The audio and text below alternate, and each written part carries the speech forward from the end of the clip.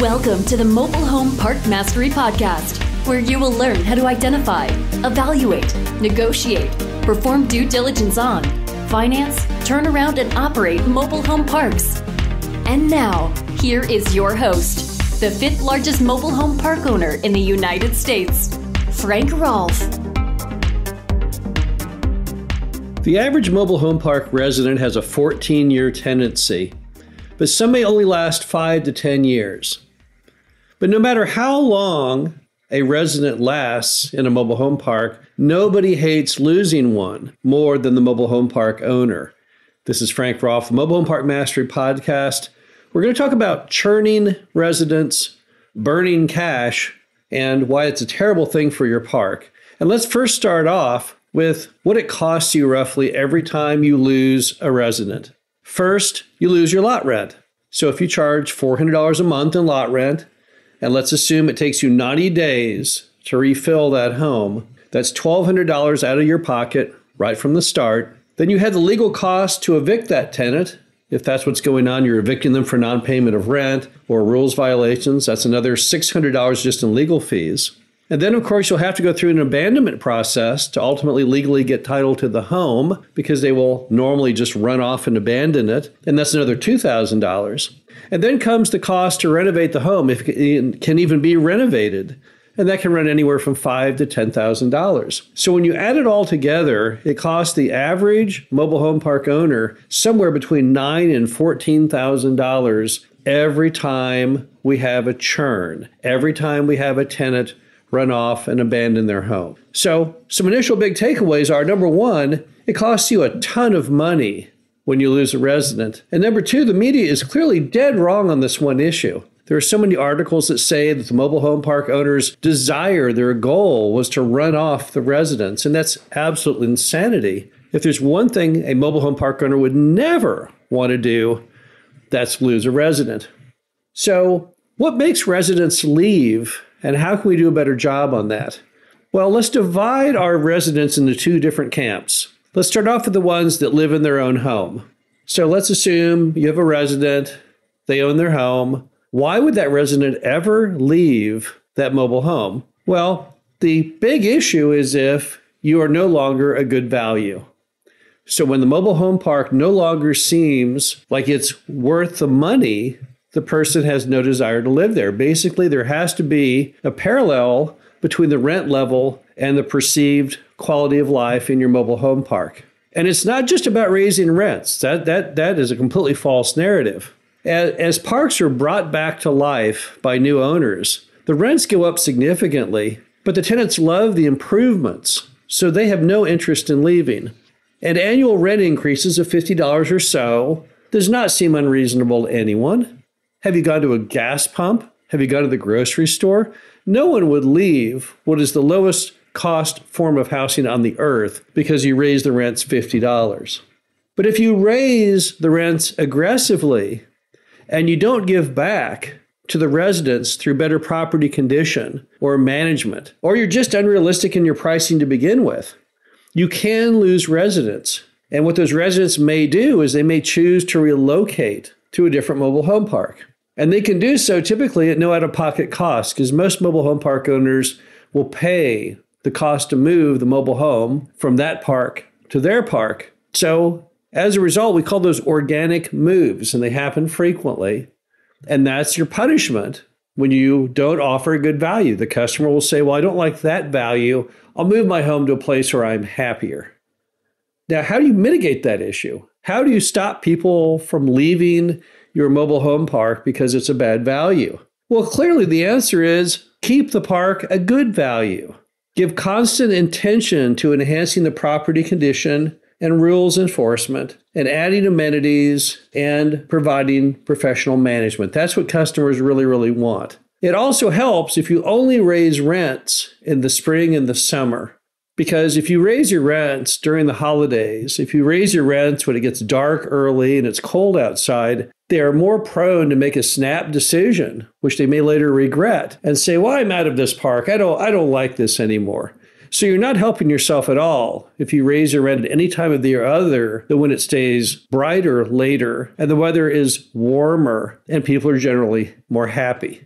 Also, if you're $300 a month or more under market, which there are many, many mobile home parks that fit that description, still try to hold your rent raise to maybe $50 increase per year, so the tenants can more easily absorb that into their budget.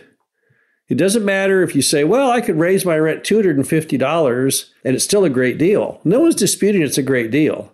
Throughout America, mobile home park rents are absolutely ridiculously, insanely, stupidly low. We all know that. But the question is, can we feather in those increases so it's easier to absorb them and to cause fewer ripples among your residents? And I also want to point out that when you first buy a mobile home park and you start enforcing collections and rules and you start raising the rents, you will certainly lose some residents who are just not prepared to live in a modern world. And those are the people that often mom and pop fostered and empowered by letting them live there rent-free, sometimes for years at a time. But you can't continue that practice. You can't build a business around not collecting rent and not enforcing rules. So you have to look at all of those churning of residents on the front end when you buy the mobile home park. That's just a byproduct of bringing the park back to life. And when you look down that collections list, when you're buying the mobile home park, anyone who has not paid the rent in 60 days or so, anyone whose yard is stacked with non-running vehicles and trash, you're probably going to lose that resident, and you should know that at the start and budget that into your initial number. So that really doesn't count as a churn. Now let's move on to park-owned homes. A park-owned home is basically a home that the park owns. And maybe the park is renting that home, for example. Or in some cases, they may have some kind of system where they are selling it, hopefully in line with the SAFE Act and Dodd-Frank. But regardless, if that home is titled in the name of the park, or if that park is a lien holder on that home, that's what we would call a park-owned home. And there's several different reasons for churning park-owned homes. The first one is if the home is in very, very poor condition, really bad quality product. And what happens then is that the customer moves in and they're endlessly irritated, endlessly feeling they got a bad value because the home just doesn't function properly. You know, J.W. Marriott, the famous hotel owner, once said, it's the little things that make the big things possible. And that's definitely true with park-owned homes. Now, here are some of the most annoying issues for customers we've seen over the last 30 years. Number one, a front door that won't open well because it hits the deck. So to open the door, you have to pull up with an amazing amount of force to lift it above the deck. And that's because the deck is in fact higher than the home. And you can imagine how annoying that is. Now, it's not a difficult fix for you as the park owner before you sell the home. All you have to do is shave a little bit off the legs of that deck, also making sure the deck drains away and not towards the home. But you can imagine how it can make a customer mad, frustrated when they can't even open their front door every day. Next, a wobbly deck. So many decks are in very, very poor repair. They did not use the correct weather outdoor type of wood, or they just built them very, very poorly and didn't maintain them. You've got to have a solid deck. That gives the first impression to the home, but also it's a huge safety issue. Also, a non-working heater or air conditioner is almost certain to cause a resident to run off because they don't have the money to fix them. If it's a central system, it can be thousands of dollars. And number two, they're just very disappointed in you, whoever sold them the home or rent them the home, that they don't even have such a big ticket item in good repair. Soft spots in floors are a very, very common issue with many poorly done park-owned homes. What could be more disturbing than having a soft spot in your floor that you have to remember every time you walk not to get near that spot?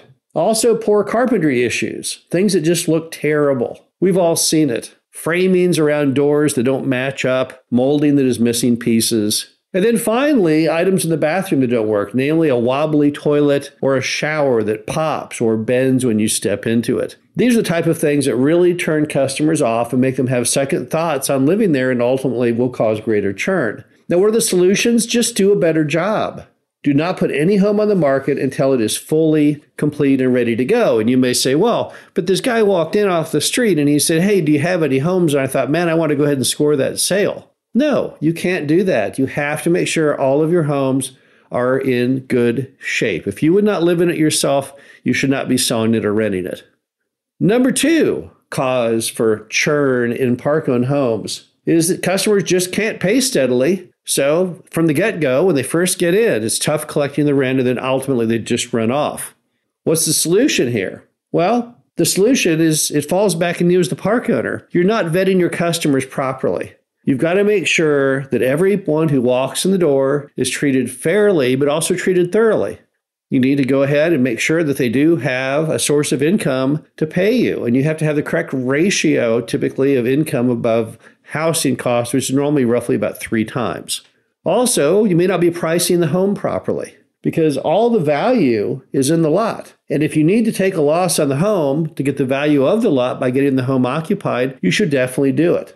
If an occupied lot is worth $50,000, then you can certainly lose $5,000 or $10,000 on the home and still feel good about it. And then finally, you've got to stop renting homes. Renting homes is a terrible idea in the mobile home park business. It always has been. We've tested it for 30 years. We do not believe you can show a profit in renting the home. Just sell them. When a customer does not have the desire or the commitment or the income to buy a mobile home, so instead you rent to them, that's a guaranteed churn. You've got to eliminate that. Some managers will say, well, I can't sell homes. Our customers only want to rent. Well, I'll tell you what, you tell the manager you don't rent anymore and suddenly things will change and they'll be selling homes like crazy. Now, one final wild card on the idea of customers and churning is your manager's people skills. Whether it's collecting rent or rules violations or just giving a warm and a sincere hi to the residents when you see them on the street, it can make all of the difference. Those things all add up to the customer on feeling appreciated, which again ties back to feeling they're getting a good value. So what's the solution? Well, hire people who have good people skills. That's the number one role of the manager today. In most mobile home parks today, most of the accounting is done using software. A lot of the rent is paid through ACH. So what your manager's role is to be kind of a cheerleader, someone who works well with people, who resolves problems, a customer service agent. Make sure your manager has those skills. Also, have a helpline, a way for your customers to inform you of what's really going on in the park and with the manager. Simply give them a magnet that says, need help? ? And then a phone number they can call and an email address. Monitor that line closely and you'll be able to spot issues with managers. And don't forget the old adage. One of the first things I ever had a mobile home park owner tell me, it's easier to change people than to change people. And when your manager is lacking good people skills, when your manager is not really on your team as far as making people feel happy and that they're getting a good value, then they need to go. Basically, the bottom line is that the worst thing you can do with your mobile home park is to churn residents. Every time one leaves, it costs you a lot of money. And because of that, you need to treat every move out the same as the FAA does regarding every plane crash or incident, as though it's a very big deal, because it is a big deal to you. You need to isolate what happened and you've got to fix it. And these suggestions should help get you started in that analysis. This is Frank Roth, Mobile Home Park Mastery Podcast. Hope you enjoyed this. Talk to you again soon. Thank you for listening to the Mobile Home Park Mastery Podcast. Be sure to visit us at mhpmastery.com to subscribe to the show, read our show transcriptions, and access all of our great information on mobile home park investing.